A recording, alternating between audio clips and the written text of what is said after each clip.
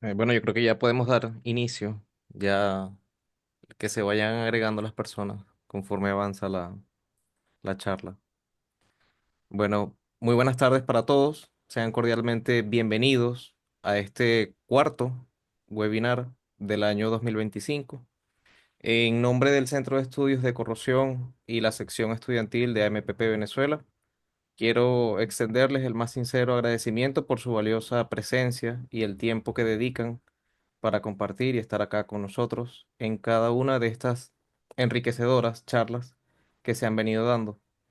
Los invitamos a seguir, a estar pendientes de nuestras redes para poder participar activamente de los eventos futuros que ya preparamos para cada uno de ustedes. Hoy tendremos el privilegio de contar con la participación del ingeniero Carlos Piña. Permítanme destacar que más allá de su trayectoria profesional, considero que Carlos es un valioso profesional, un excelente colega tanto en el ámbito académico como laboral. El ingeniero Piña es egresado de la ilustre Universidad del Zulia como ingeniero químico. Su sólida experiencia de más de 8 años en la industria química y petrolera se centra especialmente en el área de servicios industriales asociados. Actualmente se desempeña como gerente de tratamiento químico en la empresa Gamma Química de Venezuela y además comparte su experticia como docente en la Facultad de Ingeniería de la Universidad del Zulia, formando a futuras generaciones de profesionales. En esta oportunidad, el ingeniero Piña nos va a hablar de su conocimiento sobre un tema de suma relevancia en la ingeniería, como lo es la corrosión inducida microbiológicamente, con un enfoque específico en la problemática promovida por la nitrificación en sistemas de enfriamiento abierto. Sin más preámbulos, demos una cálida bienvenida al ingeniero Piña en esta presentación. Adelante, Carlos. Bueno, muy buenas tardes a todos. Gracias por la presentación. Creo que está bastante elaborada, pero bueno, gracias por esas palabras. Eh, Antes de iniciar, de verdad que quisiera agradecerles tanto a Eduardo, a ti y todos los profesores que están detrás del capítulo estudiantil por la iniciativa y primero por el privilegio y compromiso de invitarme a esta sesión. Trataré de dar todos mis conocimientos y tratar de compartir y sembrar esa semillita específicamente del mundo microbiológico y todo lo que tenga que ver con bacterias. Es un área que particularmente en el ámbito profesional me apasiona bastante. Y bueno, esto es básicamente un compendio de mi experiencia o de problemas que se nos han presentado en la industria o a nivel profesional y una mezcla con teórica, una investigación densa para tratar de buscar cuáles son las causas, las hipótesis y explicaciones a los problemas que diariamente se nos presentan y que no tienen una solución fácil o que la solución no es tan obvia como normalmente creemos. Como bien lo dijo Luis, vamos a hablar de corrosión inducida microbiológicamente, pero específicamente por nitrificación. Si bien las bacterias sulfatorreductoras tienen un papel súper importante en todo este marco, o es prácticamente son las protagonistas de lo que cuando cada vez que se habla de MIC, a mí me gusta resaltar a este grupo de bacterias porque si bien no son muy conocidas, no son muy nombradas, hacen bastante daño e inclusive pueden generar mucho más daño que las sulfatorreductoras bajo condiciones bastante específicas, pero no son tan estudiadas o no se ha abordado con suficiente profundidad esta área de acuerdo a mi experiencia y a lo que he podido investigar en la web o a nivel de bibliografía. Entonces, bueno, vamos a iniciar. Eh, Antes de iniciar en sí ya con el tema, yo sí quisiera compartirles esta lámina que yo la llamo la lámina de sensibilización. ¿Por qué la llamo la lámina de sensibilización? Porque creo que es importante saber con qué estamos peleando. Recientemente vi uno de los reels que publica AMPP. Para las personas que no saben qué es AMPP, es una organización que involucra lo que antes era el llamado NEIS, y es básicamente una asociación encargada a prevenir problemas por corrupción y obviamente todo el área que es las técnicas de estrategia. Pero AMPP en el 2017, que asumo que era NEIS, pero ahorita es AMPP, cuantificaba que los gastos anuales por corrupción interna, o sea, problemas asociados a MIP, solamente en Estados Unidos eran de 1.372 billones. Y de los cuales, de ese 1.372 billones, del 40 al 50% era problemas de corrupción interna. Nosotros vamos a hacer énfasis en corrupción interna en este webinar o en esta charla. Entonces, el 50% son más de 600.000 billones de dólares. Y solamente en Estados Unidos, que es donde para este estudio se cuantificó, se trató de asignarle un valor. Te puedes imaginar a nivel global o a nivel mundial cuánto dinero se pierde anualmente por daños asociados a MIC o a corrosión inducida microbiológicamente. Y como les decía, lo que les veía en las redes sociales de AMPP decía que la corrosión es un ladrón, que cada día nosotros estamos luchando con ese ladrón porque está degradando los materiales que tenemos a nuestro alrededor, degradando todo lo que... Y lo presenciamos constantemente, vemos la formación de óxidos, la formación o la degradación de estructuras, y está ahí presente delante de nuestros ojos y no lo vemos hasta que ya normalmente o hasta que ya llega un punto que es casi que el daño no es reversible. Bueno, entonces lo que tratamos es de que ese ladrón no acabe con nuestros recursos o no acabe con nuestros insumos. ¿Qué problemas hablamos o qué problemas podría generar algunos problemas por corrosión y microbiológica en la industria del petróleo y petroquímico en particular? Porque ser en cualquier ámbito, pero puede ser, podemos hablar de acidificación de pozos cuando hay una alta producción de H2S. En pozos se habla que se acidifican o se vuelven más agrios. El término en inglés es souring.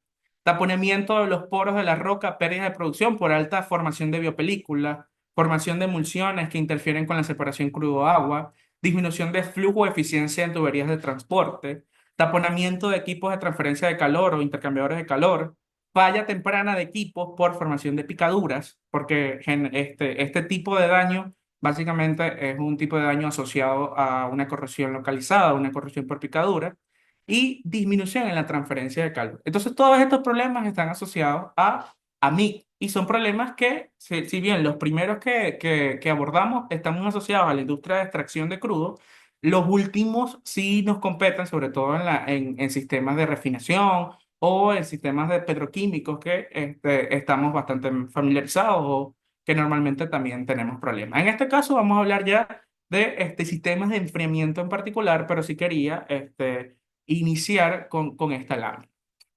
Vamos, para entender qué ocurre o con qué consiste el problema de nitrificación, un sistema de enfriamiento abierto, tenemos que saber qué es un sistema recirculante abierto.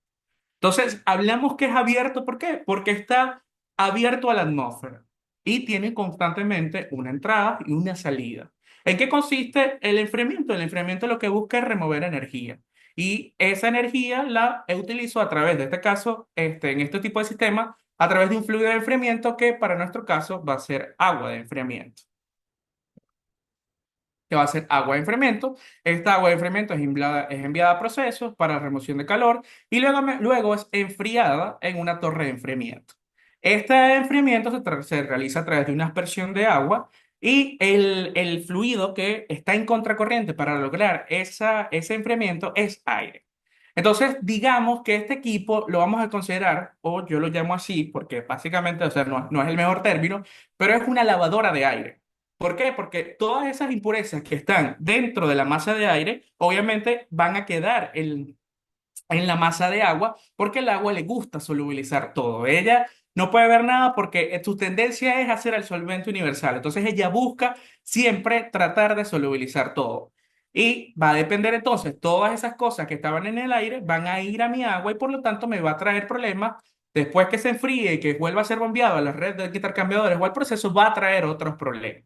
Dependerá entonces, los problemas van a depender de lo que haya en el aire. Si es un aire rural, un ambiente limpio, donde no hay gases contaminantes, puede que no tenga mayores problemas asociados al aire. Pero si es un ambiente industrial donde hay emisiones de diferentes gases, puede que allí vaya a tener serios problemas. Una de las características, y bueno, como pueden ver aquí, hay evidentemente ese enfriamiento es a través de una mezcla de calor sensible y calor latente, y por el tope o por la chimenea de por el, de la torre, el tope de la torre va a salir vapor de agua que va a provocar la concentración y estas especies adicionalmente se van a ir concentrando, van a ir aumentando como si fuera una sopa. Yo estoy concentrando mi sopa y llega un punto que no puedo lidiar con todo esto y tengo que purgar o abrir una salida. Y esta salida, evidentemente, tiene que ser recompensada porque si no, la piscina de agua se va a quedar sin nivel y las bombas van a cavitar. Entonces va a ser un agua de aportación, un agua de reposición que va a reponer las pérdidas asociadas a la evaporación y también las pérdidas asociadas a la purga continua o purga de fondo de acuerdo al esquema que se maneje.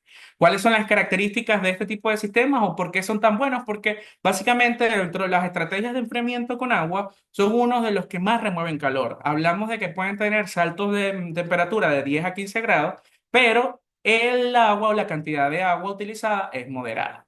¿Cuáles podríamos destacar que serían sus ventajas? Que bajo caudal de reposición, yo todo esto, yo lo pongo aquí y después lo destruyo o lo contrarío, porque para mí todo eso que está escrito en esa tablita es relativo. Bajo caudal de reposición, depende. Va a depender de la calidad de agua, va a depender de lo que haya en mi sistema.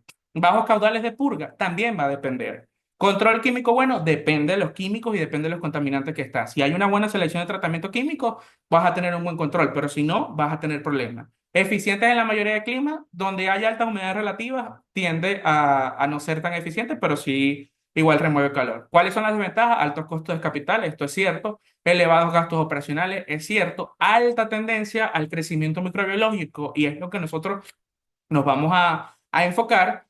Y un vaso de alta temperatura que tiene alta transferencia de calor y susceptible a contaminación por aire, por lo que les decía que ella básicamente la torre es la lavadora de aire.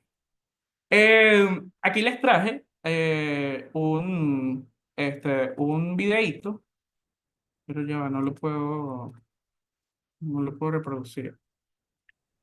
¿Cómo quito el punto? Disculpen, estamos en vivo. Creo que si le das siguiente, se comienza a reproducir.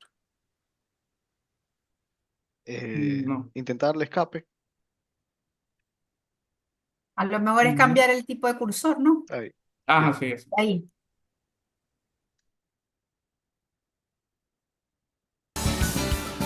El enfriamiento se lleva a cabo mediante evaporación de parte del agua, poniendo en contacto el agua a refrigerar con aire a contracorriente. Este proceso se denomina enfriamiento evaporativo. El agua caliente procedente del circuito a refrigerar se pulveriza desde la parte superior de la torre. El aire es impulsado mediante un ventilador desde la parte inferior de la torre a la superior. Este ventilador puede situarse en dos posiciones distintas. Torre de refrigeración de tiro forzado. El ventilador se sitúa en la parte inferior de la torre, impulsando el aire hacia el interior de la misma. Torre de refrigeración de tiro inducido. El ventilador se sitúa en la parte superior de la torre, extrayendo el aire de la misma. Para aumentar la superficie de contacto aire-agua, se emplean rellenos de alto rendimiento. La salida de aire se produce por la parte superior de la torre. Este aire lleva pequeñas gotas de agua que ha arrastrado en su recorrido ascendente. Para que estas gotas no se dispersen en el ambiente exterior, se instala un separador de gotas antes de la salida de la corriente de aire. El agua enfriada se recoge en la parte inferior de la torre mediante una bandeja que dispone de un sistema de control del nivel, el cual determina la cantidad de agua de reposición que hay que aportar al circuito. Bueno, me gustaba este esquema para las personas que tal vez no están muy familiarizadas cómo funciona una torre de enfriamiento. Básicamente lo que hablamos, ahí lo vemos. O sea, cómo son los componentes internos, hay un empaque que puede ser de cualquier configuración, que lo que busca es que haya una área de transferencia buena para que ocurra el enfriamiento del agua. Y el enfriamiento es directamente una transferencia de masa entre aire y agua para lograr ese delta de temperatura, ese salto de temperatura y que esa agua pueda ser reutilizada en el proceso. Entonces, bueno, pero el problema está básicamente, o al menos acá, en este caso, vamos a hablar de los problemas asociados a calidad de aire. ¿Por qué hablamos? Vamos a hablar de eso. Pero antes de ahondar en aquello, cuáles son los problemas que se podrían presentar en un sistema de enfriamiento abierto? Y nos vamos al famoso triángulo del tratamiento químico, que son tres vértices de ese triángulo. Los problemas de deposición, problemas asociados a corrosión y problemas asociados a a biocontaminación o problemas biológicos. ¿Qué es importante de esto? Que si yo logro controlar uno de estos vértices, es decir, yo tengo controlada la deposición, pero no estoy controlando la corrosión ni la biocontaminación, no estoy solucionando el problema porque voy a tener fallas en el proceso, voy a tener problemas de transferencia de calor, voy a tener problemas de corrosión, voy a tener malas transferencias de calor. Entonces, el punto está en que todo se debe cubrir o todo se debe abordar para asegurar que no existan esos problemas. Ahora bien, ¿qué puede provocar esos problemas? Básicamente, la calidad del agua. Si tenemos una agua de muy mala calidad, un agua que no fue tratada, que no fue acondicionada inicialmente, que tiene un alto contenido, una alta carga orgánica, evidentemente lo que llega a la torre, esa carga orgánica se vuelve a concentrar, esa carga biológica se concentra y voy a contaminar todo el sistema. También puede pasar que la calidad del aire sea muy mala y que haya mucho material particulado, ozono, monóxido de carbono, dióxido de azufre, amoníaco, que es en el caso que vamos a profundizar, y que todos esos contaminantes que están en el gas, una vez entran en otra corriente con el agua, son solubilizados y pasan a la corriente de agua, y por lo tanto van a provocar problemas. Y hay otros problemas bastante específicos que son los parámetros operacionales que están más asociados a equipos, por ejemplo, donde haya equipos críticos, donde la transferencia o el delta de temperatura sea muy alto y que sean susceptibles a la formación de precipitación o a la formación de incrustaciones, o problemas de flujo, zonas de estancamientos, equipos donde hay muy baja velocidad de flujo, ¿y por qué es importante esto? Porque a bajas velocidades de flujo son las mejores amigas de las bacterias porque son las condiciones idóneas para que ellas se reproduzcan y ellas comiencen a hacer daño. Entonces, dicho esto, vamos a hablar de cómo es el crecimiento biológico en sistemas de enfriamiento. Y tenemos que definir a dos grupos de señoras, las bacterias planctónicas y las bacterias sésiles. ¿Qué son las bacterias planctónicas y qué son las bacterias sésiles? Las planctónicas son aquellas que están suspendidas en un fluido. Y podríamos hablar que son estos gusanitos que están representados en la imagen uno que están flotando en el sistema. ¿Son problemáticas? Si hay muchas, sí, pero ellas si están flotando no van a generar problemas asociados a corrosión. El problema está cuando ellas migran a la superficie del metal y entonces ya dejan de llamarse bacterias planctónicas y se llaman bacterias sésiles. ¿Qué hacen las bacterias sésiles? Se adhieren a la superficie del metal y una vez adheridas, ellas consiguen ese espacio y dicen, ok, este es mi hogar, esta es mi casa, yo estoy relajado, como todos los seres vivos o todos los seres humanos, nosotros queremos estabilidad, queremos un resguardo.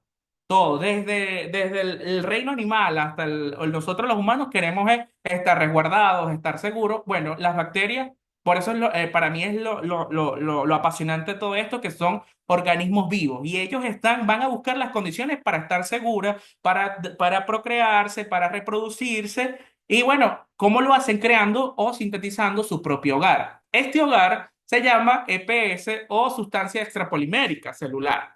¿Y qué es eso? Es como una especie de red tridimensional, una red polimérica o un limo, que es una red que va a resguardarlas a ellas. ¿Que sirve de qué? De protección, porque las resguarda de todo lo que esté alrededor, de todos los compuestos que yo pueda meter en el sistema para tratar de controlarlas, de todas las sustancias oxidantes, de biocidas. Ellas se van a proteger dentro de ese EPS, que de paso, que es un polímero que no es hidrofílico, sino hidrofóbico. Entonces, normalmente va a tratar de rechazar obviamente él tiene sus porosidades y va a permitir el paso de alimentos, pero como todos los polímeros son aislantes.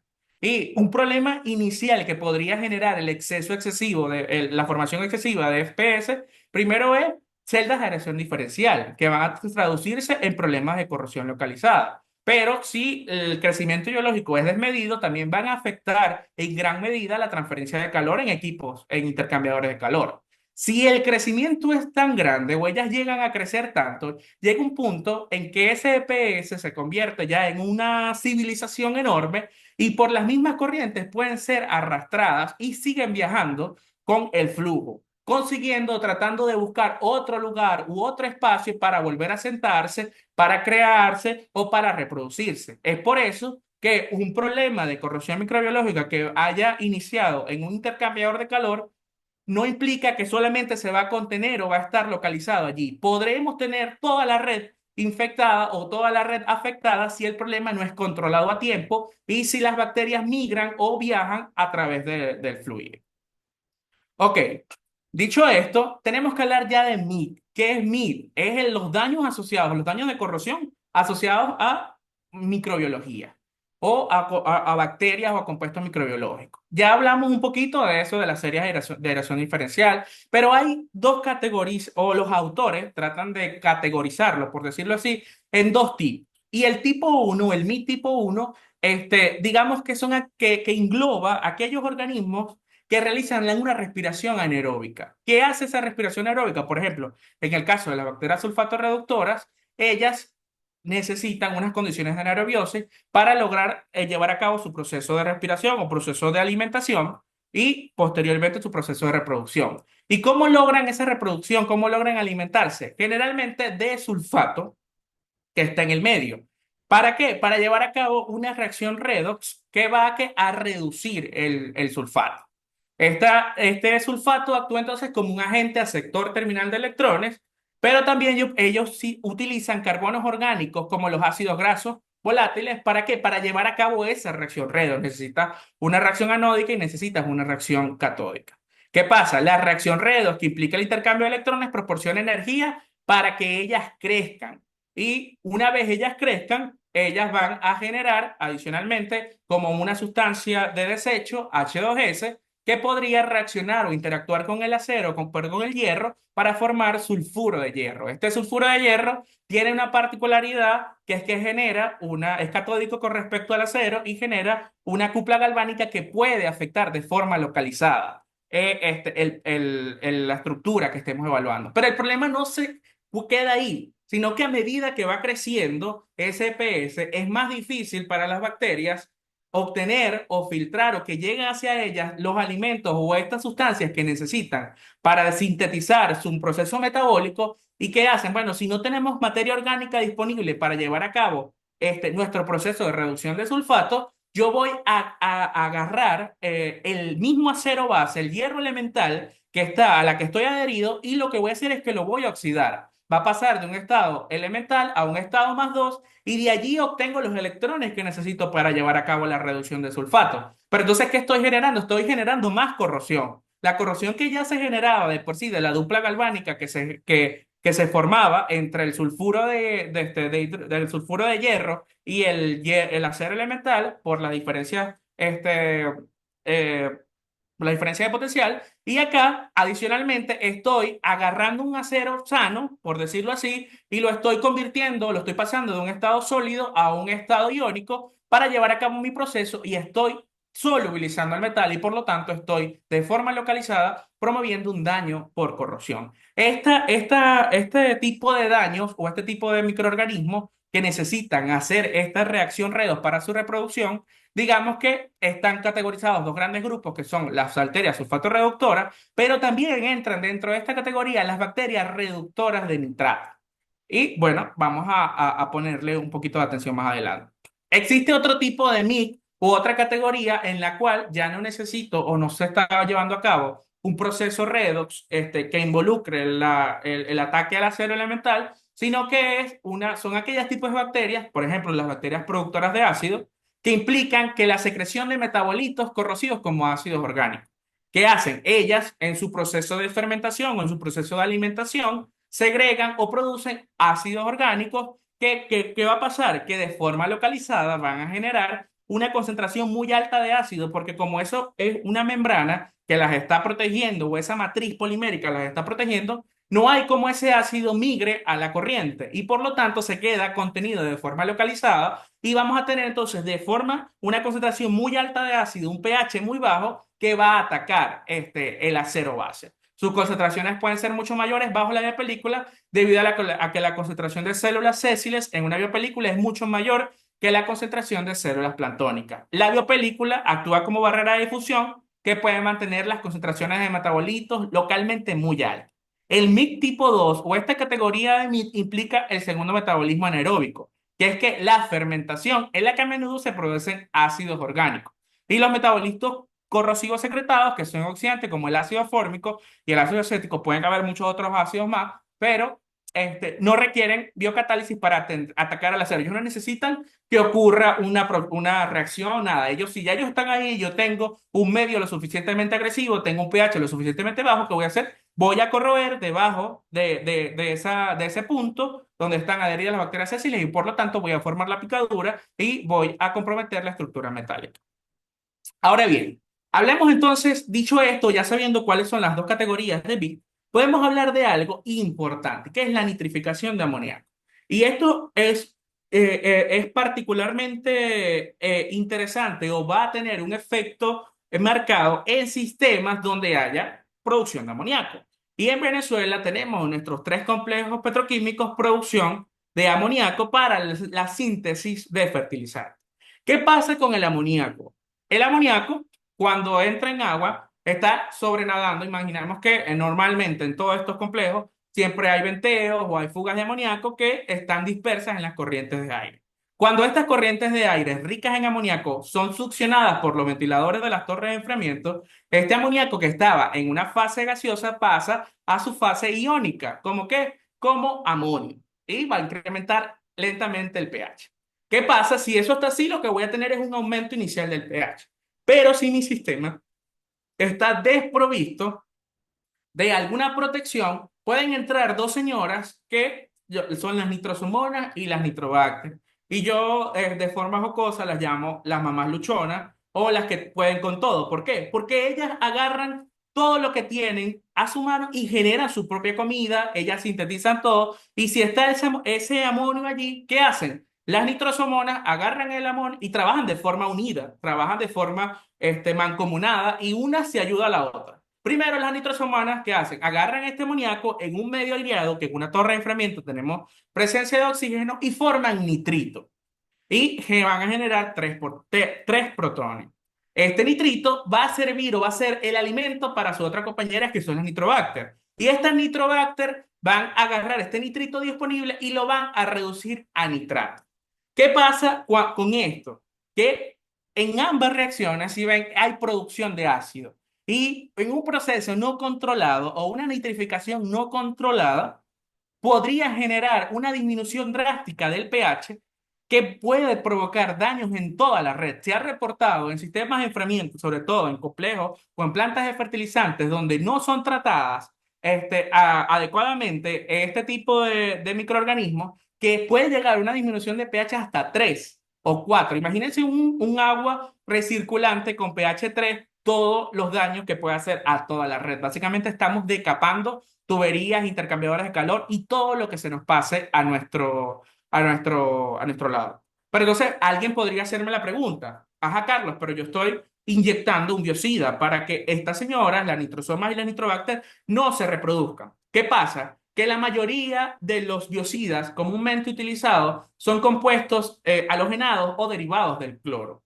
Y el amoníaco en particular tiene una preferencia brutal por el ácido hipocloroso, que es el biocida que se genera tras la hidrólisis del clorogas en agua, y lo desactiva. ¿Para qué? Para formar cloraminas. ¿Qué pasa con las cloraminas? Que no oxidan nada, es decir, el biocida que yo estoy aplicando, el mismo amoníaco lo va a desactivar. Y al desactivarlo, dejo el sistema vulnerable a que ocurra cualquier desgracia o cualquier masacre y que esta señora se reproduzca sin nadie que esté tratando de contrarrestarlo. Entonces, voy a tener un medio rico en nitritos, un medio rico en nitratos, y voy a tener un medio o un electrolito de bajo pH.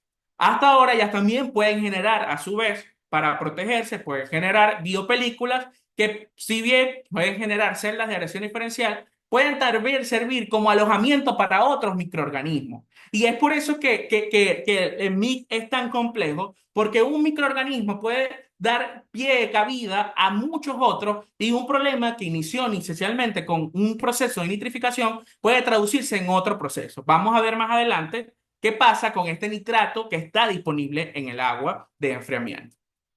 Ahora bien, otro punto es, pues, ajá, si el biocida no me sirve, hay otras técnicas de yo poder controlarla. Una es, yo tengo que saber cuáles son las condiciones a las que a ellas les gusta vivir. Bueno, de 7,5 a 8 es casi que el pH ideal para que estas bacterias, las nitrosomonas y las nitrobacter, se reproduzcan.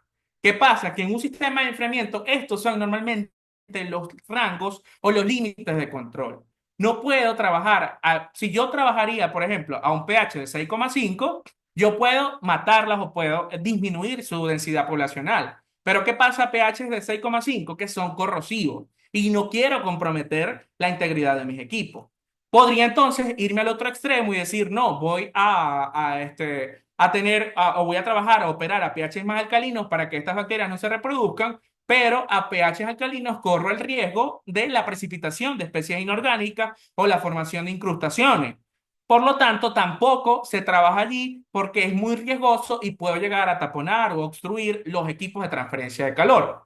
Adicionalmente, ¿qué pasa con ellas? Que les gusta vivir en temperaturas comprendidas entre 25 y 45 grados. ¿Y qué pasa? Que estas son las temperaturas de operación normalmente de un sistema de enfriamiento abierto. Por lo tanto, es muy difícil tratar, o al menos bajo este esquema, control de pH o temperatura, tratar de controlar la densidad de estas bacterias porque tengo todo listo para que ellas crezcan y para que ellas se reproduzcan. Y si mi selección de biocida, un biocida clorado, va a ser mucho peor porque el amoníaco se va a encargar de quitar a ese enemigo del tablero y ellas van a reproducirse de forma descontrolada. Les quiero presentar un caso de estudio particular donde evaluamos un tipo de daño asociado a corrosión microbiológica. Bueno, en general, dentro de las técnicas de monitoreo empleadas, hicimos evidentemente caracterizaciones físico-químicas mediante espectrofotometría, volumetría, potenciometría, el monitoreo de bacterias, que es importante, monitoreamos bacterias heterótrofas totales, bacterias aeróbicas totales, bacterias reductoras de sulfato y velocidad de corrosión por pérdida de peso utilizando cupones de corrosión. ¿Qué resultados obtenimos? Primero, comenzamos a ver, teníamos problemas de alta velocidad de corrosión. O sea, y todo apuntaba a que era un proceso de corrosión microbiológica, un proceso inducido microbiológicamente. Lo primero es tratar de analizar cómo se está comportando nuestro sistema. Y bueno, les presento acá casi que el comportamiento por 2 años, porque tenemos aquí data desde marzo de 2022 hasta agosto de 2024. Y en la primera imagen podemos observar el control de pH del sistema. Vemos que, si se quiere, los límites de control están cercanos entre 7,7 y 8, pero no hay variaciones significativas en control de pH, por lo que no podemos decir que fue un decapado general o que el sistema superó a muy bajo pH por un muy largo tiempo que provocó que la velocidad de corrosión aumentara de forma dramática. Vamos entonces a revisar o a validar cuáles fueron los resultados o los residuales de inhibidor de corrosión y también no hay ninguna variación sustancial. Los residuales siempre se mantuvieron dentro de los límites de control definidos, bastante altos, si se quiere, relativamente estables durante esto. Recuerda, esto es una data de 2 años. O sea, estamos viendo que al menos por pH y por inhibidor de corrosión no es el problema. ¿Por qué? No es, el problema, evidentemente, no es corrosión generalizada, que es lo que queríamos descartar. Pero entonces, este no es el problema. El pH no varió para decir que hubo daños generalizados en la red y los residuales de inhibidor de corrosión se mantuvieron dentro de especificación. Ahora bien, vámonos a la parte biológica o al seguimiento del biocida. Entonces vemos acá en esta imagen los picos azules representan el residual de cloro libre y estos picos verdes que están concentrados en esta zona son la concentración de nitrógeno amoniacal disuelto en el sistema. Vemos que en general este sistema utilizaba clorogas como biocida oxidante, es muy vulnerable a cambios, nunca está estable o está muy bajo o de repente sube. Entonces el control casi que es muy deficiente o es muy difícil controlarlo. ¿Qué pasa?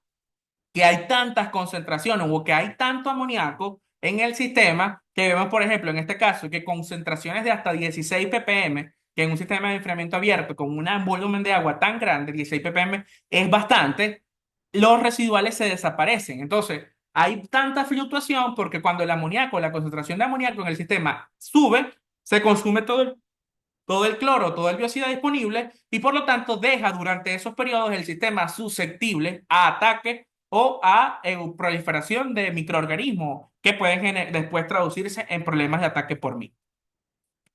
Vamos entonces a ver cómo es la tendencia de velocidad de corrosión.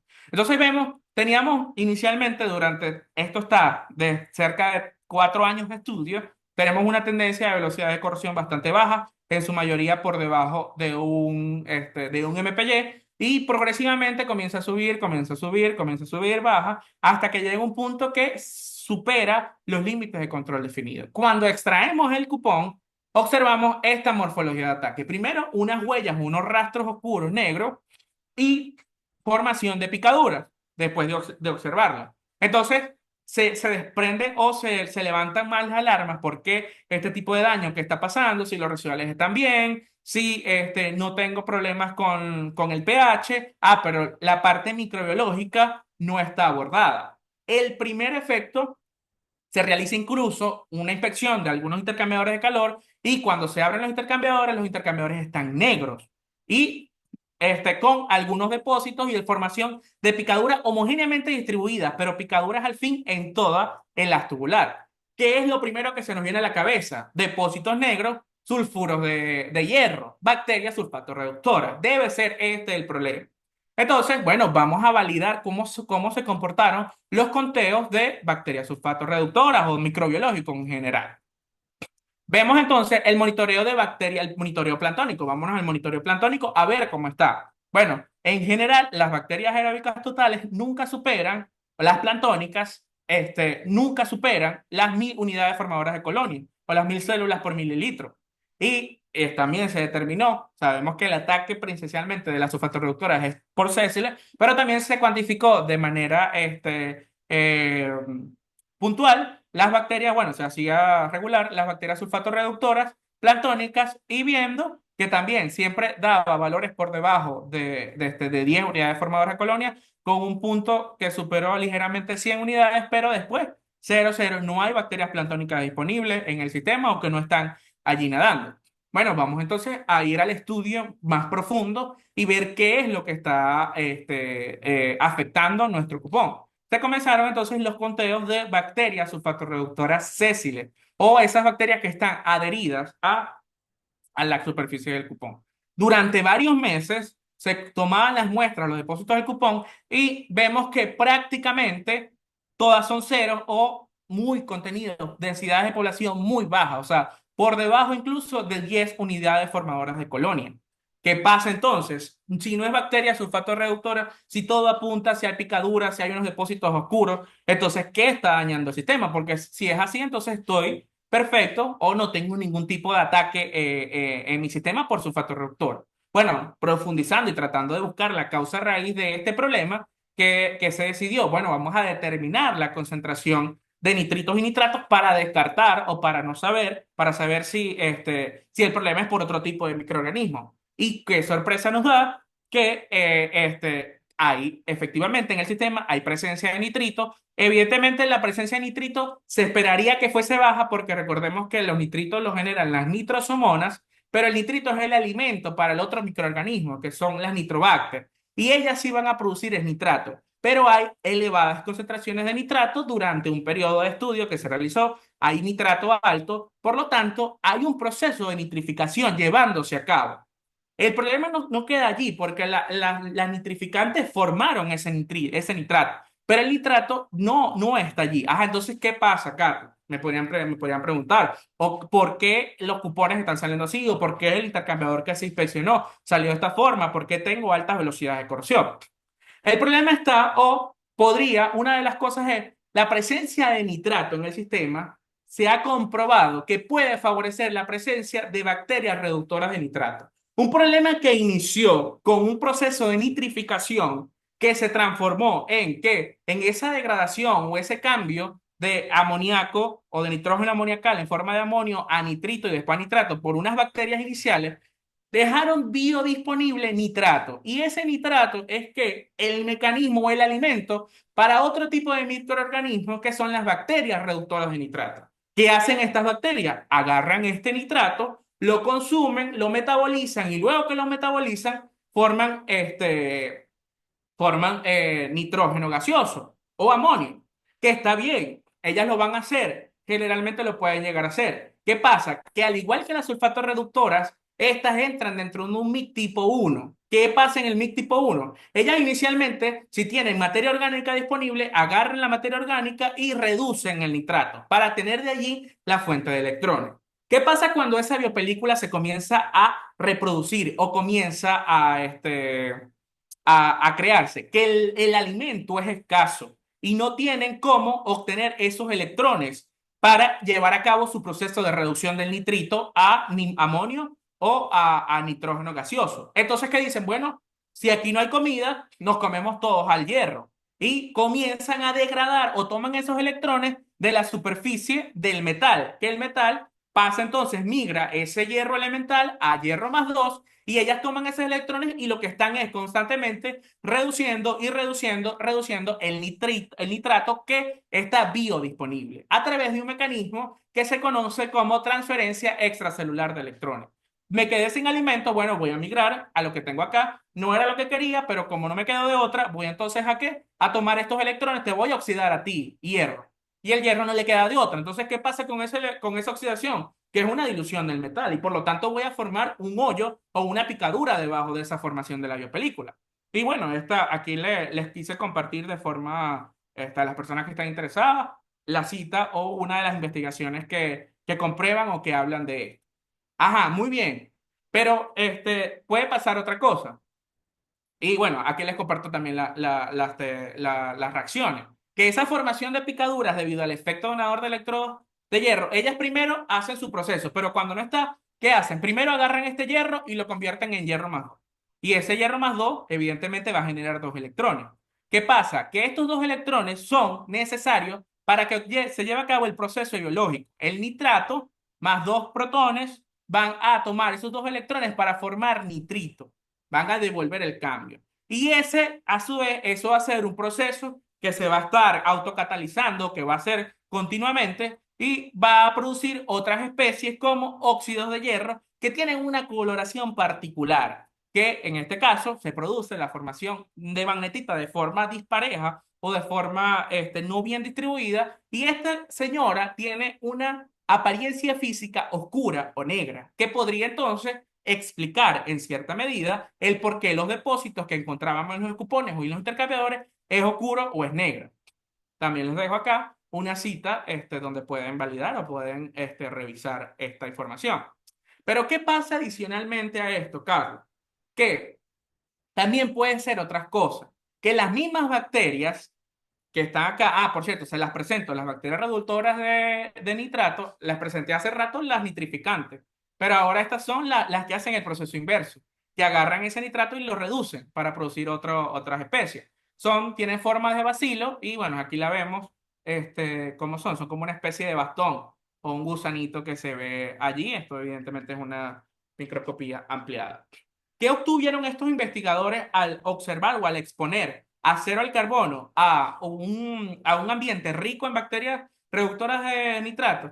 Que los depósitos eran oscuros y cuando hicieron la difracción de rayos X, lo que más consiguieron es el nitruro de hierro. Y el nitruro que pueden ver aquí, los picos de A, y también el sulfato, el sulfato amonio de hierro. Entonces, ¿qué pasa con estos señores? Que tienen una particularidad que también son depósitos oscuros y que son compactos y que van a generar debajo de esa estructura, van a proteger aún más porque sirven de resguardo para que las mismas reductoras de nitrato sí, sigan reproduciéndose y por lo tanto sigan atacando de forma progresiva. Entonces ya se explicaría la morfología y que explica también la apariencia física de los depósitos conseguidos. Ahora bien, por qué no hay bacterias sulfatorreductoras o por qué llegamos a la conclusión de que el daño obtenido o el daño observado es por bacterias reductoras de nitrato. ¿Por qué? Porque ¿qué pasa? Que estas dos señoras no se llevan bien. De hecho, las reductoras de nitrato no les gusta el protagonismo que tiene la sulfato reductora y ¿qué hacen? Ellas se pelean y le hacen la vida imposible una a la otra por un proceso biológico que se llama exclusión biocompetitiva. ¿En qué consiste esta exclusión biocompetitiva? Que ellas se van a pelear por el carbono, primeramente. Entonces ellas comienzan no, yo quiero el carbono, no, tú no. Entonces, si hay muchas bacterias reductoras de nitratos, bueno, ellas agarran el carbono. Y lo poco que les dejen las sulfatorreductoras, si llegasen a ver, también lo van a consumir para llevar a cabo su proceso. Pero entonces, después de eso, estas reductoras de nitrato dicen, bueno, pero yo también quiero el enlace que me va a dar el sulfato y dámelo para acá para yo llevar a cabo mi proceso de reducción. Porque hay unas también específicas que aparte que reducen nitratos, también oxidan a su sulfato.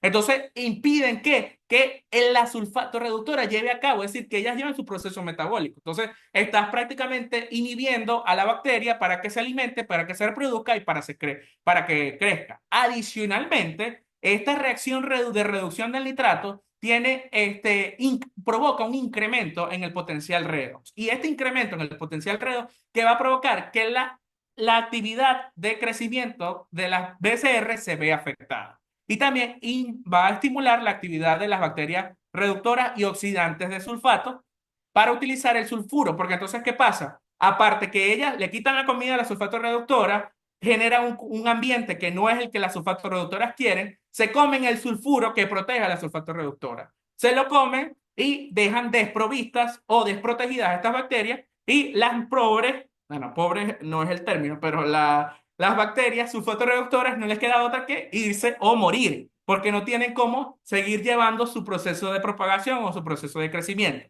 Entonces, la presencia de nitrato provee mejor fuente de energía para algunas bacterias sulfatorreductoras que puedan utilizarlo como alimento, pero entonces también destruyen los depósitos de sulfuro que se forman o se podrían formar.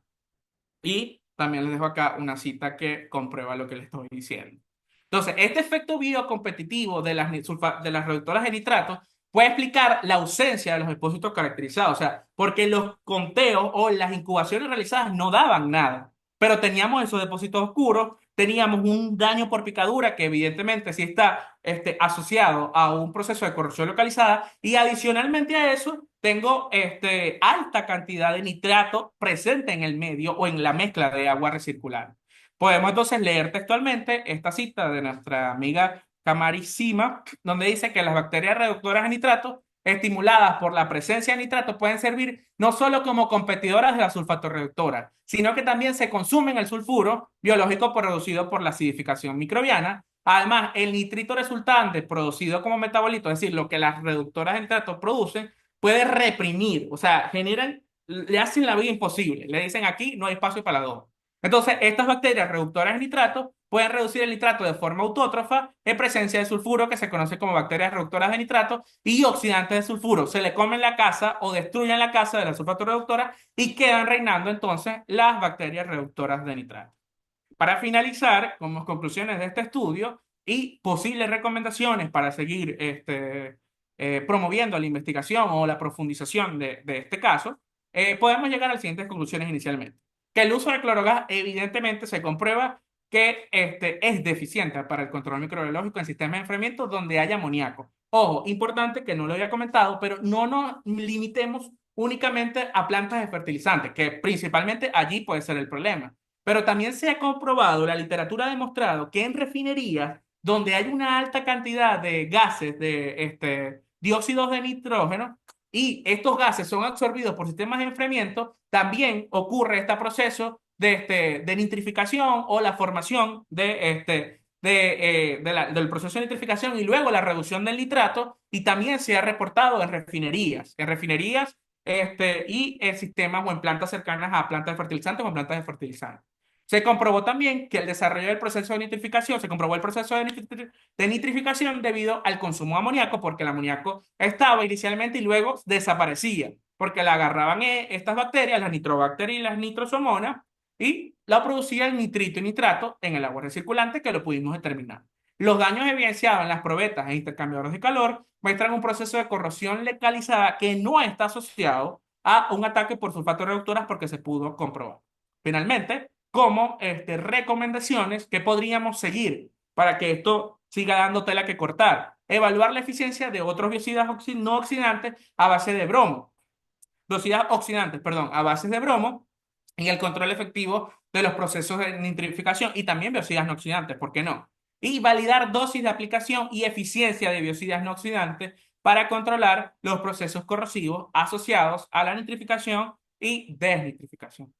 No me queda más nada que decirle. Muchísimas gracias por su atención. Estoy abierto a cualquier duda, cualquier pregunta que tengan. Y bueno, nada, les dejo también mis contactos. Si gustan cualquier cosa, estamos a la orden. Cualquier duda, estoy dispuesto a atenderlos con todo gusto. Muchas gracias, Carlos, por esta maravillosa presentación. Creo que para más de uno va a ser bastante fructífera. Se abre la ronda de preguntas. Los que deseen hacer preguntas van levantando la mano y por orden, eh, ok, comenzamos con Nicole. Carlos, yo tengo una pregunta. ¿Los cupones que vos mostraste tenían cuánto tiempo de exposición? No sé si lo dijiste, de verdad no No, no noté. lo comenté. Por acuerdos con los clientes, el cupón se retiraba cada 30 días. Ok. En diferentes puntos. Ojo, sí son, solamente les mostré uno, pero se monitoreaban cerca de 7 u 8 puntos dentro de la misma planta y bueno, el comportamiento era algo similar. Ah, ok. Muy bien. Muchas gracias. La-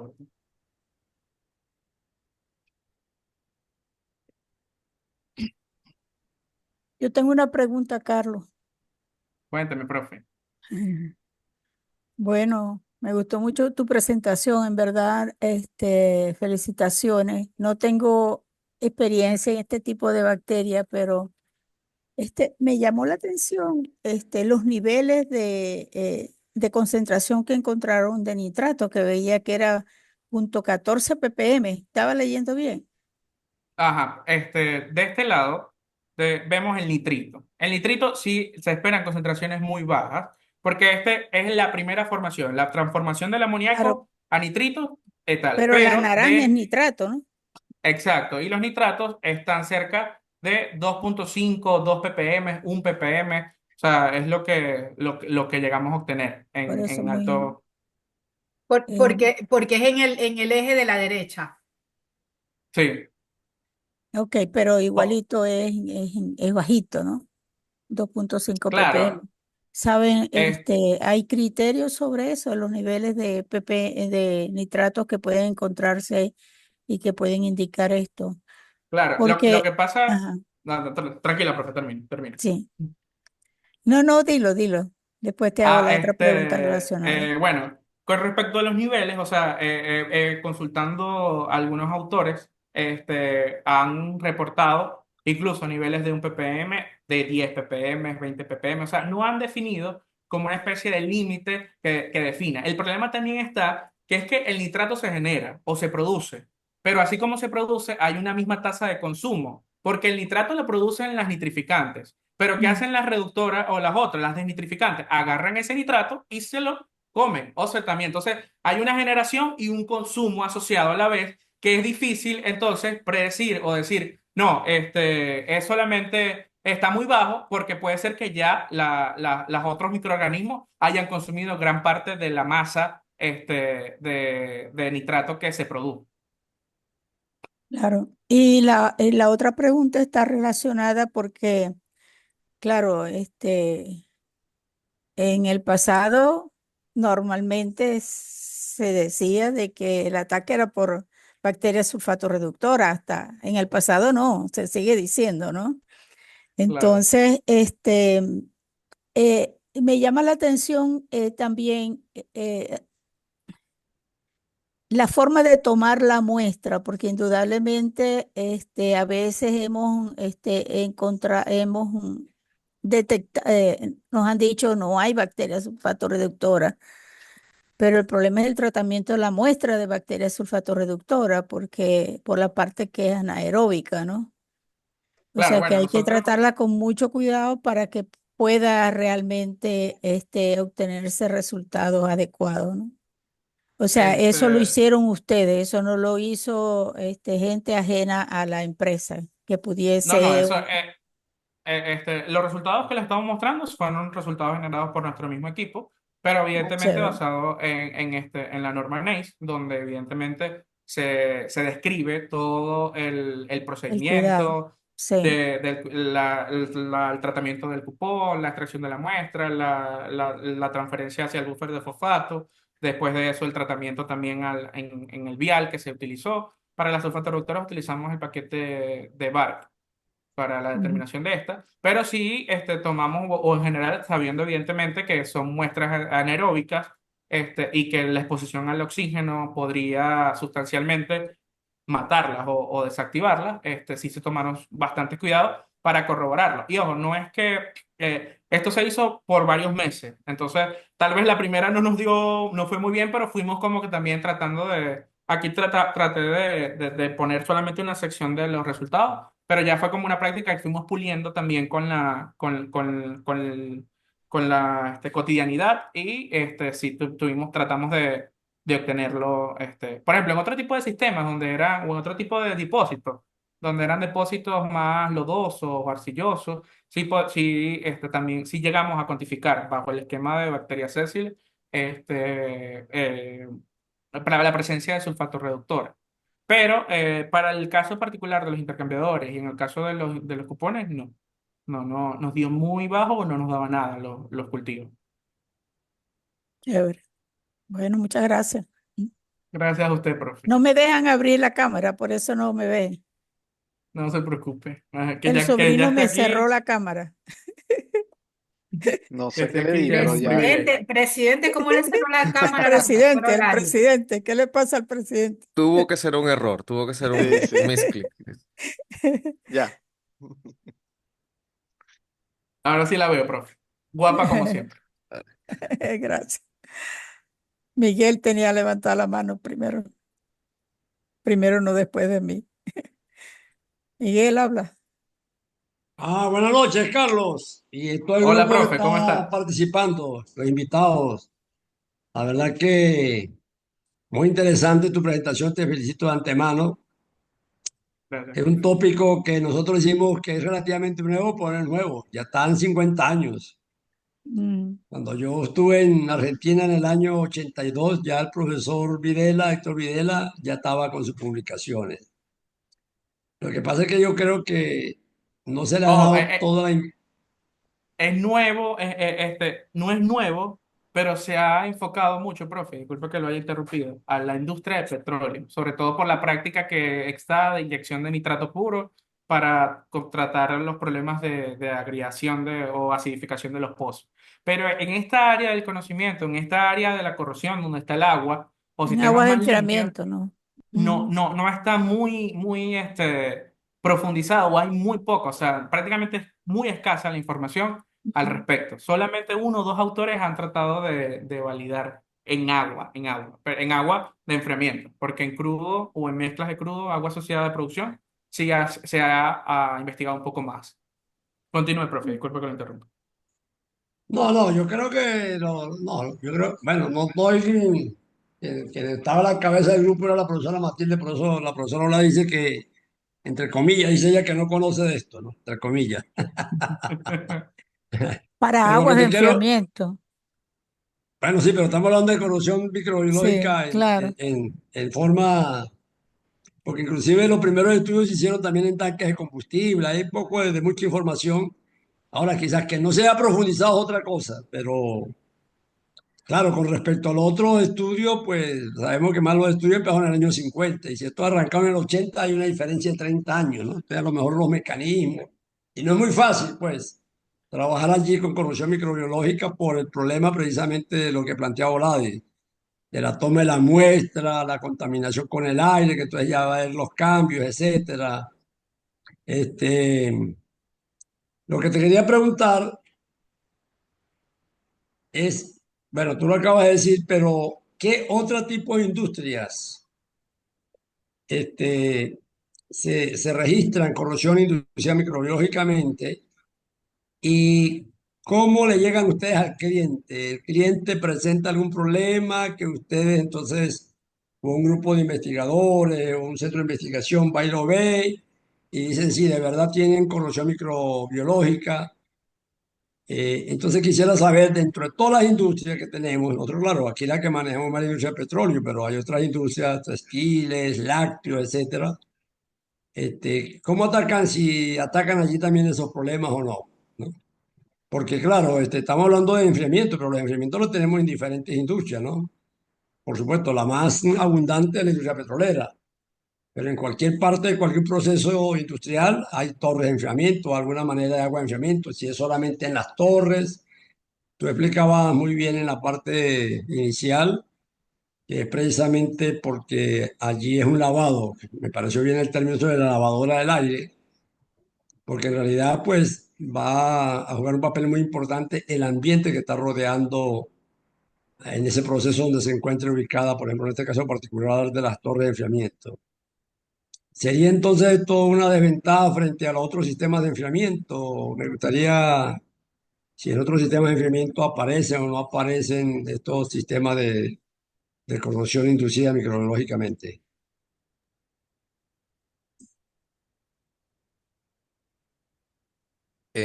Un momento, porque Carlos está teniendo problemas con la conexión. Démosle 2 minutos. Ya está resolviendo ya. Probablemente hubo una parte de su pregunta que no escuchó, profe. Ya le preguntaremos cuando se reconecte.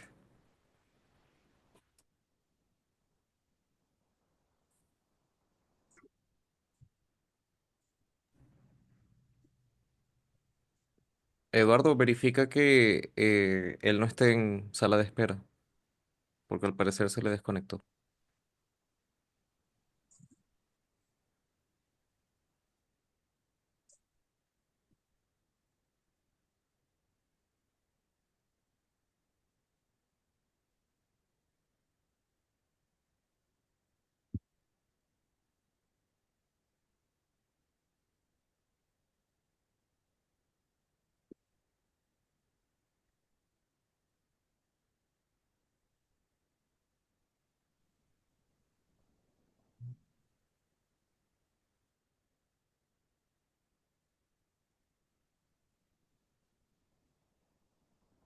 Disculpen, se me había ido la señal de internet, no sé qué pasó. ¿Me escuchan bien ahorita? Sí, estamos Sí, Sí, oyéndote. claro. perfecto. Ok, profe, bueno, lo último que le escuché era que me preguntaba en qué industrias estaba o se había registrado este tipo que son susceptibles a problemas de corrosión microbiológica y cómo definimos nosotros o cómo supimos que este tipo de problemas se estaban llevando a cabo. Bueno, un poquito para en general, no hay una industria que esté exenta porque las bacterias o los microorganismos están presentes en cualquier área o en cualquier sistema. Va a Cualquier depender proceso. mucho exacto, va a depender mucho de los contaminantes o de las impurezas que estén en el agua o en el aire. Evidentemente, aires limpios, pues que no tengan muchos problemas desde el punto de vista de corrosión o este tipo de nitrificación, pero también pueden tener problemas asociados a microbiología por un pretratamiento inadecuado del agua o por cualquier problema en la entrada. Todo lo que entre al sistema se va a quedar ahí y eventualmente se puede incluso incrementar más por el proceso de evaporación. Entonces, todo va a depender de lo que le estoy alimentando a mi sistema. Si es basura, voy a tener basura recirculando en el sistema y por lo tanto puedo tener problemas de corrosión microbiológica en este caso. Con respecto a lo otro que me preguntó, ¿cómo sabemos si es este tipo de daño o si el cliente nos llama? Bueno, un poquito, no mencioné mucho, pero bueno, Gamma Química es una empresa que presta servicios de tratamiento químico, asistencia técnica en esa área.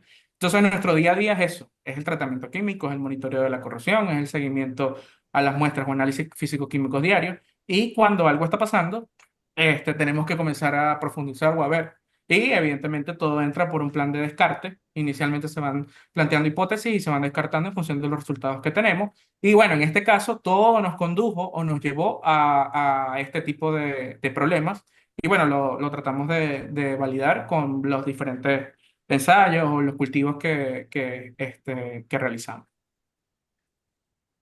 Ok, gracias, Carlos. Agradecido A, por tu a usted, participación en el profe. webinar. Gracias. Adelante, Jesús. Creo que viene Jimmy, ¿no? No está Jimmy primero. Buenas noches, ¿cómo estás, Carlos? ¿Cómo estás, Luis? Hola, ¿qué Hola, tal? Jesús. Muy bien, ¿y tú? Bien, qué bueno. Carlos, quería, asociado a lo que comentó el profesor Miguel, por ejemplo, en sistemas de enfriamiento que trabajan con amoníaco cercanos a temperaturas bajo cero, ¿se podrían encontrar estos tipos de daño? Y la otra pregunta es, ¿la morfología de estas picaduras tienden a ser también muy, como que, sabes, por ejemplo, el ataque de bacterias sulfatorreductoras que son bastante féricas? Esférica. Sí, Ok. correcto. ¿Estas tienen una morfología similar o son bastante distintas?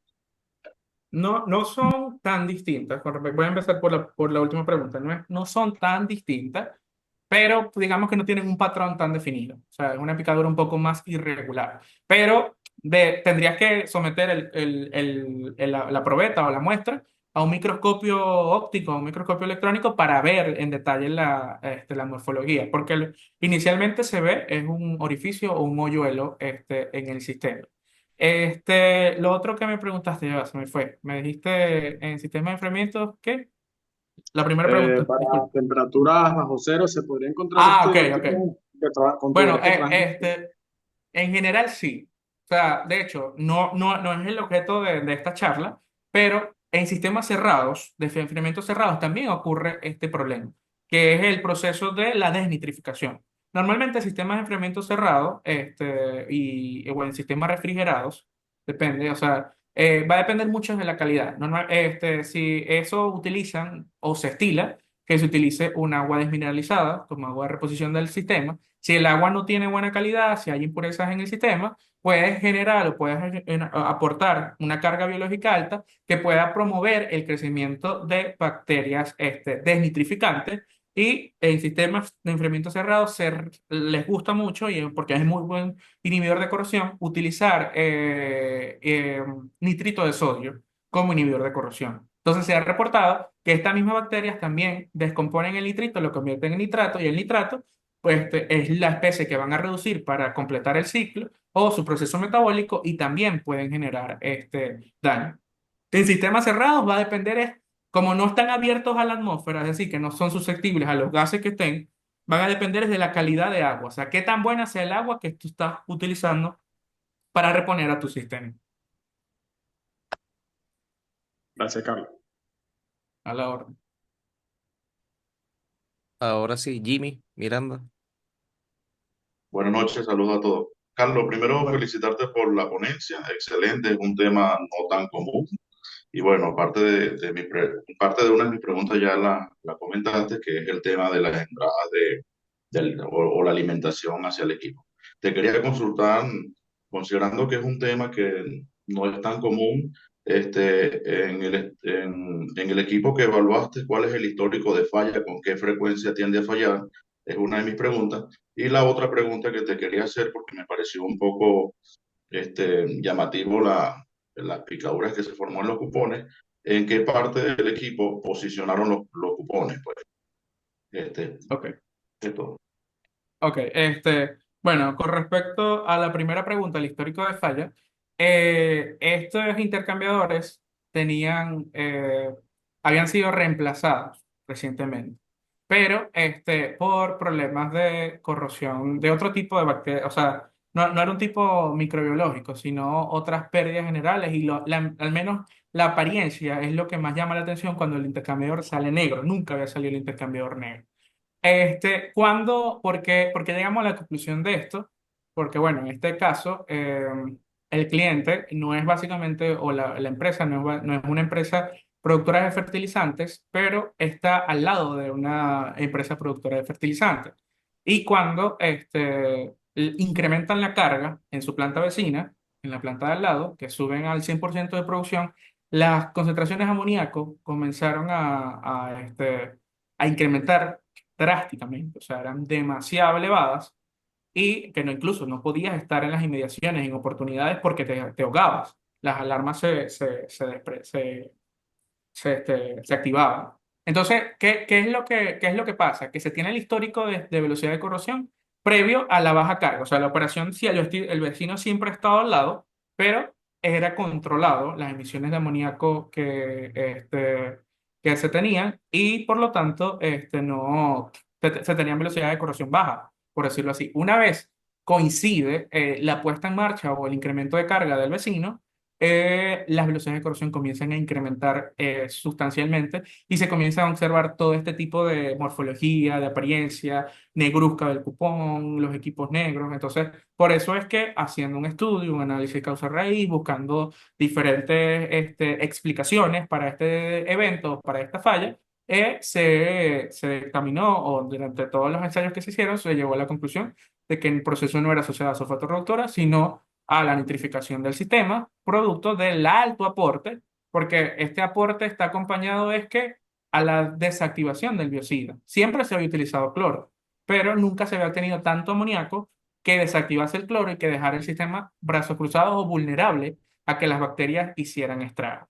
Con respecto a la ubicación de los cupones, todos en este sistema se monitoreaba el retorno a la torre de enfriamiento, que digamos que es el punto más grave o el punto más susceptible porque es ya lo que viene, lo poco que le queda allí, pero paralelo a los cupones, perdón, a los intercambiadores de calor, también se instalaban. Se instalaban básicamente un bypass o una corriente que sale de la salida de los intercambiadores que se evaluaron y evidentemente con las componeras instaladas con su manómetro, tratando de emular, manómetro no, su rotámetro para controlar flujo y velocidad, tratando de emular, si se quiere, lo más posible las condiciones de operación del equipo del intercambiador con el sistema. Y la salida, porque evaluando el caso más crítico, que es que sabemos que la corrosión al ser una reacción, se va a favorecer a altas temperaturas, entonces mientras más caliente está la muestra, digamos que es más susceptible al sistema. No sé si tienes alguna pregunta o Sí, gracias, Carlos.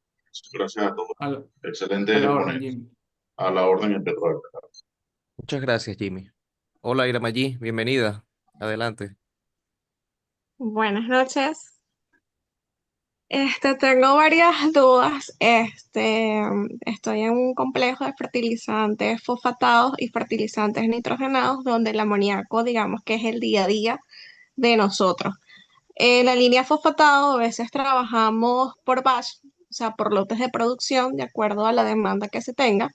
Y en ocasiones tenemos gases de dióxido de azufre y gases de amoníaco. Y tenemos 4 torres de enfriamiento abierto. ¿Cómo sería el comportamiento de la microbiología bajo este escenario? Bueno, tienes las condiciones ideales para el crecimiento microbiológico porque tienes una biodisponibilidad de nutrientes alta.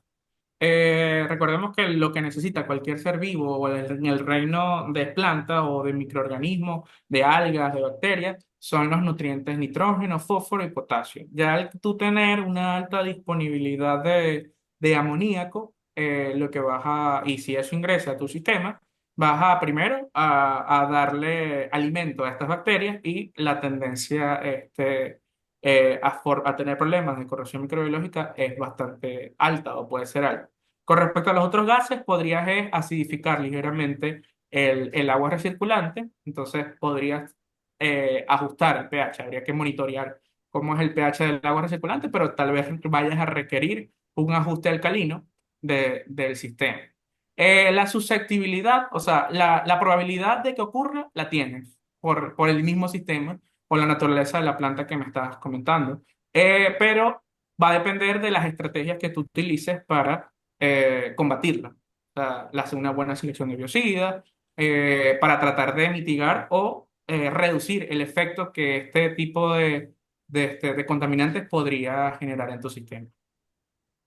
Normalmente recomiendas que no utilicemos cloro para tratar este tipo de situaciones microbiológicas. Sin embargo, en nuestro esquema de tratamiento se usa eso.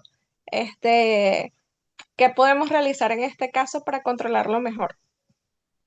Ok, hay diferentes opciones. Evidentemente se ha demostrado históricamente y está reportado que el cloro no, digamos que no es el mejor biocida para estos sistemas. Y hay otras opciones si quieres utilizar un biocida oxidante, que por ejemplo que son los biocidas derivados del bromo, que no se ven afectados o no interfiere el amoníaco en su actividad o eficiencia microbiológica o de matanza oxidante en realidad.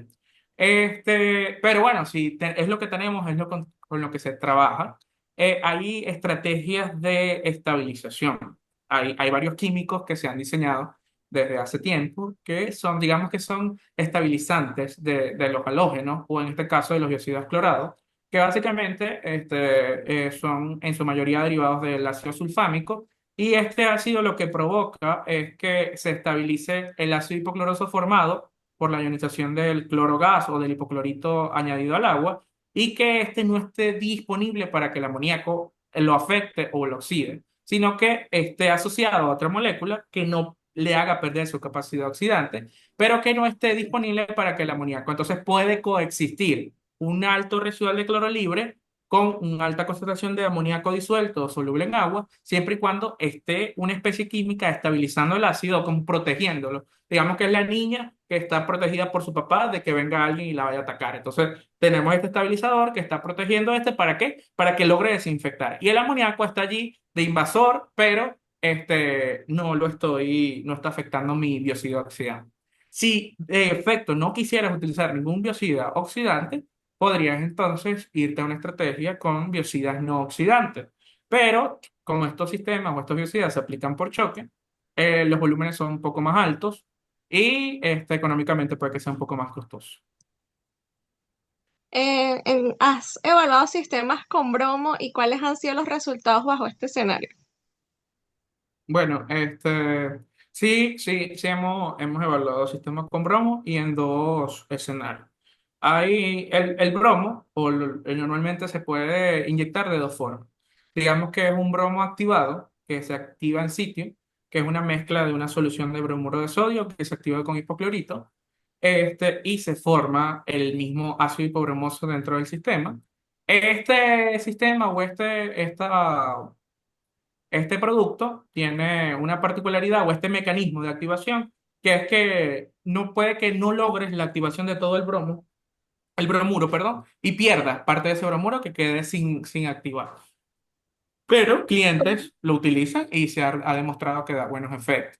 Otra estrategia es ya activar el bromo y después de activarlo, como es susceptible, también estabilizarlo. En Gamma, nosotros hemos diseñado algunas formulaciones que están en proceso de evaluación porque tal vez en una formulación que hicimos, creo que lo estabilizamos de más y comprometimos un poco la eficacia oxidante del producto, pero sí estamos desde nuestro laboratorio de investigación y desarrollo, hemos desarrollado varias pruebas y hemos obtenido muy buenos resultados para el conteo, para la actividad planctónica y en el caso de sésiles, siempre y cuando se utilice un surfactante porque los biocidas oxidantes tienen muy baja capacidad de penetración de biopelícula.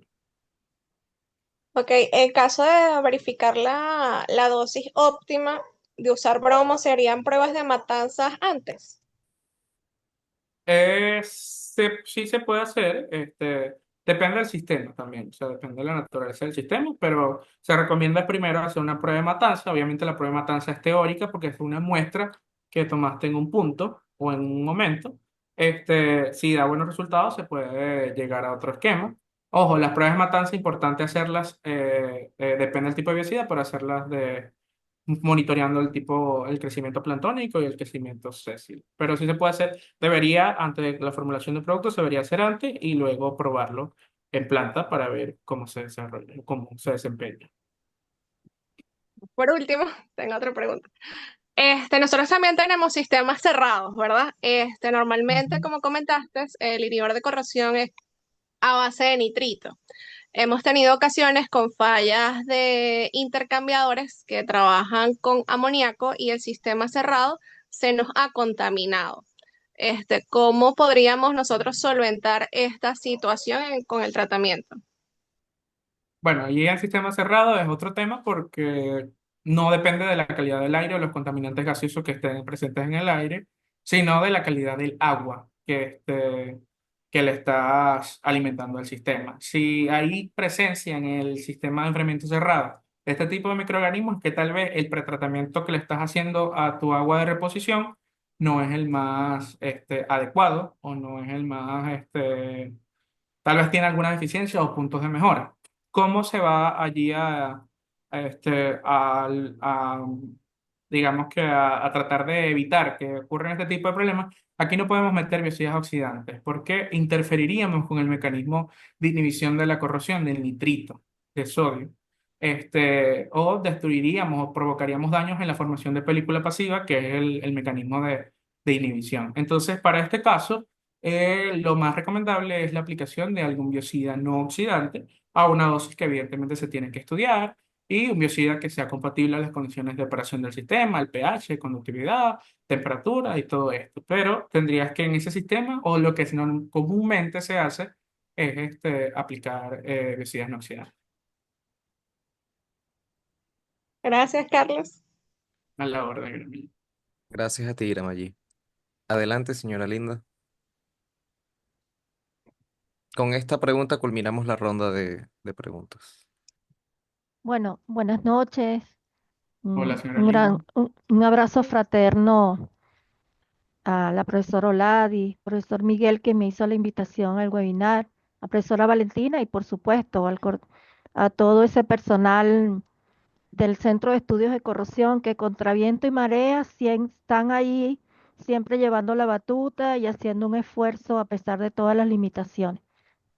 Eh, bueno, Carlos, ya todos te han felicitado, pero yo pocas veces he visto un gerente de tratamientos químicos que en un lenguaje tan sencillo, tan agradable, logra explicar algo tan complicado, ¿no? Porque si te logras meter en todas esas reacciones y entender lo que pasa, es muy complicado. Entonces te felicito porque realmente lo hiciste en una forma tan amigable, ¿no? Sobre todo me llamó mucho la atención la parte de las comadres, ¿no? Las comadres, las nutrificantes, sí. Y bueno, realmente es una forma muy agradable de entenderlo. Mi pregunta para ti, más que una pregunta, es una aclaratoria. Yo vi que tus velocidades de corrosión presentaban unos picos en enero del 2023, en julio del 2023 y en septiembre del 2023, ¿no? Me llamó la atención eso. Sí. Okay. Y justamente mi pregunta era si en esos periodos donde se te disparó la velocidad de corrosión, si tú correlacionaste eso con si esos eran los periodos de mayor emisión de amoníaco de la planta de fertilizantes, esa es una inquietud que yo tengo, pues si pudiste correlacionar eso con eso. Y eh, digamos que, ¿a qué atribuyes tú que en esos 3 meses en particular, ¿sí? ¿Qué correlación lograste Disminuyo. hacer? ¿Qué correlación lograste hacer que en esos 3 meses en particular se te disparó la velocidad de corrosión?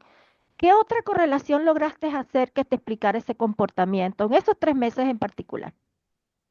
Ok, bueno, inicialmente teníamos un monitoreo, bueno, como lo podemos ver ahí, que vimos comenzó a subir, pero bueno, no nos alarmó tanto. O sea, un MPY sigue estando dentro del control.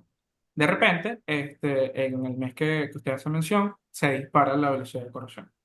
En ese momento no estábamos claros, la verdad, no, siendo honestos, no habíamos correlacionado esto con el amoníaco o pensar que era esto. Entonces, activamos viendo también, ojo, en este mes en particular se nos disparó un poquito las bacterias heterótrofas totales, las plantónicas, por unas condiciones, pero ya estábamos viendo que era, no, el cloro, no hay residual de cloro libre, vamos entonces a aplicar una estrategia de mitigación y se aplica un choque de un biocida no oxidante un choque particular a una dosis alta de un biocida no oxidante también escogido para este caso. Y vemos que entonces por eso es que se aplana. O vemos, bueno, no, funcionó, digamos que inicialmente, porque el resultado siguiente disminuye. Pero posterior a ello, vuelve a subir y tenemos pico, sube y baja. Y evidentemente cuando vemos que disminuye no es por obligarse al Espíritu Santo, sino porque aplicamos alguna estrategia porque estamos fuera de especificación y se aplicaron estrategias de mitigación. Ya para, por ejemplo, para marzo del 2023, ya allí sí estábamos recolectando data de los residuales, las concentraciones de amoníaco, de soluble o nitrógeno amoniacal. También observamos cómo el amoníaco tiene o la formación el incremento en el residual de cloro total por la misma enlace entre el amoníaco y el ácido hipocloroso para formar la cloramina. Y bueno, no tenemos residual de halógeno libre, pero sí tenemos todo el cloro está allí. No es que se está esfumando, no es una falla operacional del clorinador. El cloro está allí, pero está asociado o enlazado con otra especie que está afectando y lo estamos monitoreando a través del residual de cloro total. Entonces, ¿qué está pasando? Bueno, no. Inicialmente creímos, no, el amoníaco nos está haciendo, cuando decimos aquí en venezolano coloquialmente, nos está echando la burra para el monte y nos está afectando el sistema porque lo está dejando vulnerable para que, por ejemplo, que las sulfatorreductoras ataquen o hagan daño. Y bueno, comenzamos a hacer también allí, correlacionamos esos resultados de cloro total, cloro libre, nitrógeno amoniacal, que desaparecía, o sea, medíamos un momento y de repente desaparecía, pero ¿por qué desaparece?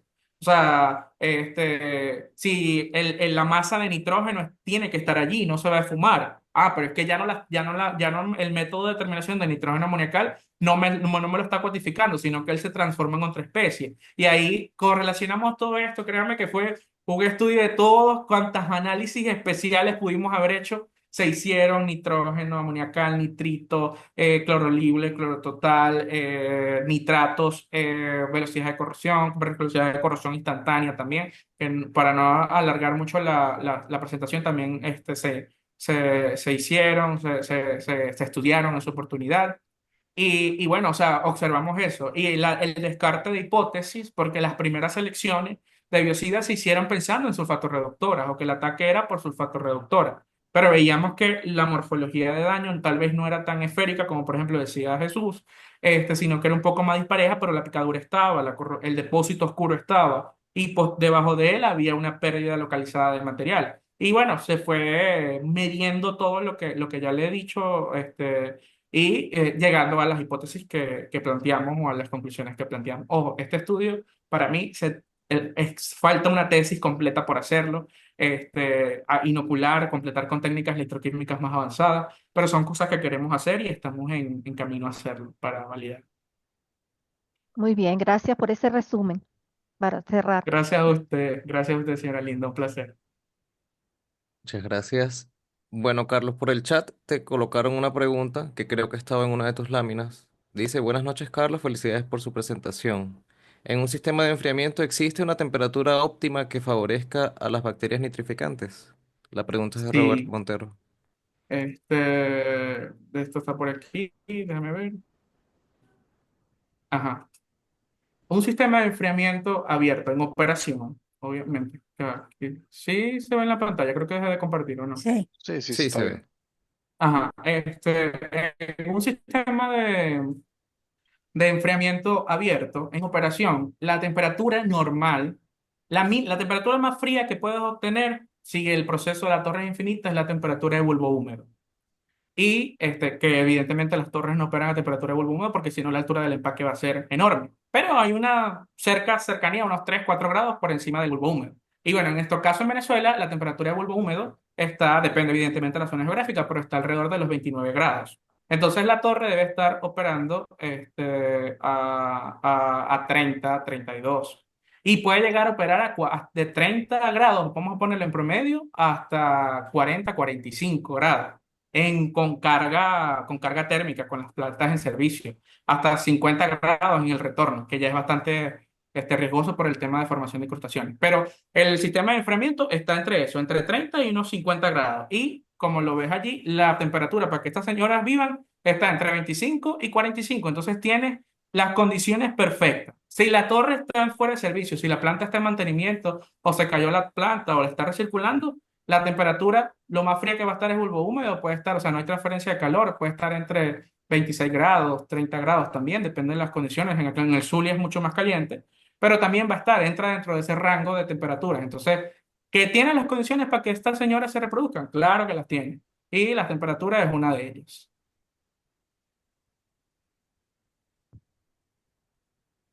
Listo. Muchas gracias, Carlos, por tu presentación y principalmente por responder todas y cada una de las dudas de los participantes.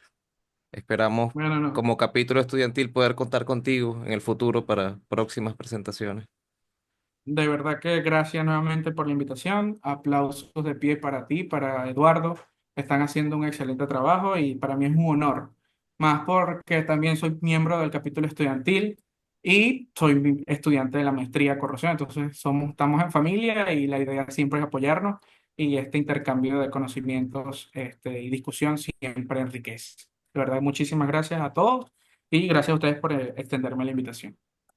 Así es. Gracias, Para Carlos. Carlos. Muchas gracias, Muchas gracias, Carlos. Carlos. De verdad que estuvo A maravillosa la ustedes, presentación, como siempre. Muchas gracias por esa tranquilo. oportunidad de tenerte aquí. Bueno, Adelante con la edad de Cristo, con 33 participantes. le Sí, extiendo no, aquí tuvimos más. Sí, llegamos a 42, si no estoy mal. Hubo un momento en el que llegamos a 42 Yo vi 45 participantes. por ahí. 45. Felicitaciones a todos, al capítulo, a Carlos, a todos, porque de verdad que han hecho un extraordinario trabajo. No. Bueno, Escuchemos Así ahora a es. nuestro presidente que quiere hacer una invitación bastante bonita a todos y cada uno de los que están aquí presentes. Antes que el presidente cierre, y los invito a todos también, a los que estén por aquí por el occidente, a participar de nuestra maestría y los cursos también online que pueden ustedes estar chequeando en nuestras redes sociales y en nuestro canal. Disculpa. No, bueno, invitarlos a, como ya lo dijo el ingeniero Lipico en un principio, mantenerse atentos a las redes sociales, a la del Centro de Estudio de Corrupción, del capítulo estudiantil. Este capítulo está abierto para todos. Vamos a seguir haciendo estas actividades. Nuestra meta es tener un webinar por lo menos una vez al mes durante este año. Los invito a que, si pueden, participen en el próximo webinar en el mes de mayo. Pronto estaremos anunciando quién será el ponente y la fecha exacta de la presentación. Y bueno, repito, el capítulo está abierto para todos. Tenemos muchas actividades aparte de los webinars. Estamos promocionando cursos en conjunto con el Centro de Estudio de Corrosión. Estamos planificando visitas a empresas para esos estudiantes que tengan un contacto más cercano con la industria. Así que bueno, están todos invitados a contactarme por los correos que dejé al principio o en mi número personal y con mucho gusto los voy a atender. Yo quiero agregar que cuando dice Eduardo que está abierto para todos es porque es totalmente gratuito. Es una inscripción totalmente gratuita. Lo único es que tienen que ser estudiantes de algún pues, currículum de pregrado o de posgrado para que entonces puedan tener acceso completo a su membresía MPP como estudiante. Correcto. Por ahí preguntaron las redes en el chat. En las redes es sec.corrosión.luz, si no me equivoco. Sí, en las redes estamos como sec.corrosión.luz y estamos como AMP Venezuela Student Chapter. En la publicidad del webinar pueden ver ambos Instagram Ambos y Instagram, correcto. Bueno, muy buenas noches, muchísimas gracias. Buenas A noches ustedes. para Gracias, todos. Vale. Chao, hasta Y luego. gracias, Buenas Carlos, noches por para la todos. presentación. Muchas Gracias. gracias. A Un ustedes. saludo, Buenas linda. noches, hasta Muchas luego. gracias. Saludos, Gusto Ladi. verte. Chao. Igual. Gracias. Hasta luego.